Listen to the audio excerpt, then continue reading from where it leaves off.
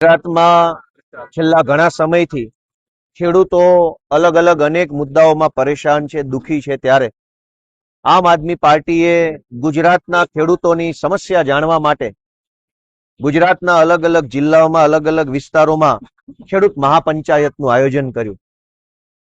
આ ખેડૂત મહાપંચાયતો ઉત્તર ગુજરાતમાં, દક્ષિણ ગુજરાતમાં, કચ્છમાં, સૌરાષ્ટ્રમાં, મધ્ય ગુજરાતમાં તમામ વિસ્તારોમાં ખૂબ મોટી કિસાન મહાપંચાયતના માધ્યમથી જે તે વિસ્તારના ખેડૂતો સાથે સંપર્ક કરી અને જે તે વિસ્તારના ખેડૂતોની સમસ્યા જાણવાનો વ્યાપક પ્રયાસ કર્યો. ગુજરાતના અલગ અલગ વિસ્તારના અલગ અલગ પ્રકારની ખેતી કરતા ખેડૂતોએ ખુલ્લા મને ખૂબ વેદના સાથે પોતાની પીડા આમ આદમી પાર્ટીને રજૂ કરી અને ફોર્મ ભર્યા.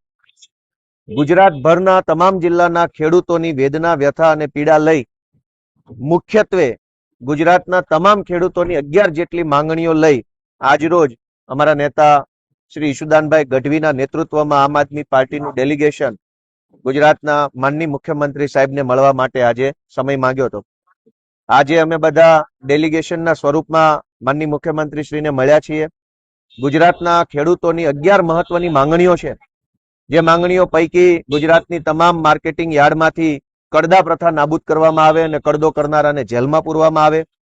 આ સિવાય માર્કેટિંગ યાર્ડમાં માલ વેચવા જતા, પાક વેચવા જતા ખેડૂતોને ગોડાઉન ઉપર માલ નાખવા માટેની જે ફરજ પાડવામાં આવે છે કે માલનો સોદો યાર્ડમાં થાય પણ માલ ખાલી કરવા માટે વેપારીના ગોડાઉન કે ફેક્ટરી પર જવું પડે છે અને બંધ કરવામાં આવે, આ માંગણી છે.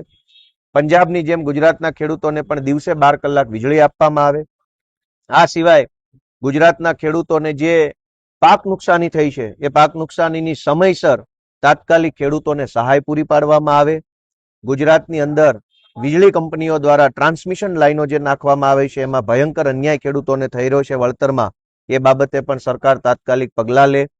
આ સિવાય ગુજરાતની અંદર ખાતરની ખૂબ અછત છે.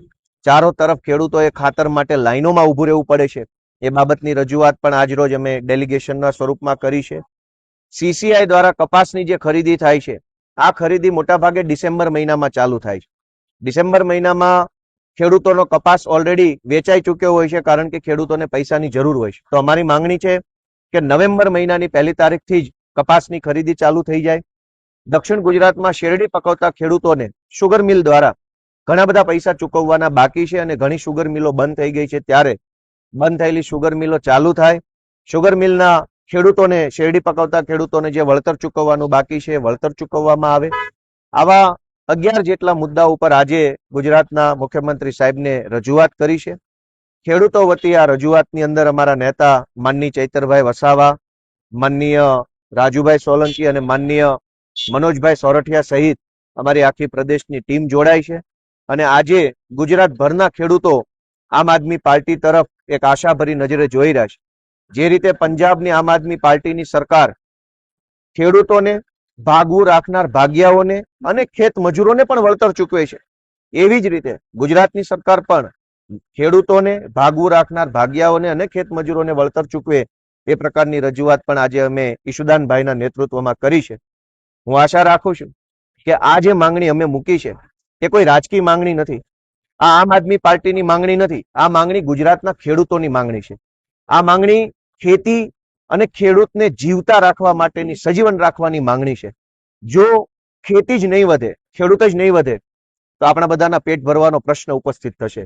આજે ખેતી ખૂબ ખર્ચાળ બની છે, ખેતીમાં ખર્ચા વધ્યા છે, ખેતીની અંદર અનિશ્ચિતતાઓ વધી છે. કુદરતી પ્રકોપ, ક્યારેક અતિવૃષ્ટિ, ક્યારેક અનાવૃષ્ટિ, ક્યારેક જંગલી પશુઓનો ત્રાસ, એક તો ખર્ચાળ ખેતી, ઉપરથી અનિશ્ચિતતાઓ, ઉપરથી ટેકાનો ભાવ ન મળે, ઉપરથી APMCમાં કડદો કરવામાં આવે અને ઉપરથી ખેડૂતની જમીનમાં કોઈ પણ પ્રકારની મંજૂરી વગર ક્યારેક રોડ, ક્યારેક રેલવે, ક્યારેક વીજળીની લાઈનો નાખી અને ખેડૂતને ખેતી છોડવા માટે જે મજબૂર કરવામાં આવ્યો છે, એની સામે આમ આદમી પાર્ટી ગુજરાતના ખેડૂતોની પાર્ટી તરીકે ખેડૂત આગેવાનો તરફથી ખેડૂતો વતી આજે મુખ્યમંત્રી સાહેબને રજૂઆત કરી છે. મને આશા છે, એવી વિશ્વાસ રાખીએ કે વહેલી તકે આ 11 મુદ્દાઓ પૈકી મહત્વના તમામ મુદ્દાઓ ઉપર ગુજરાતની સરકાર નિર્ણય કરી અને ખેડૂતોને અને ખેતી માટે કંઈક સારું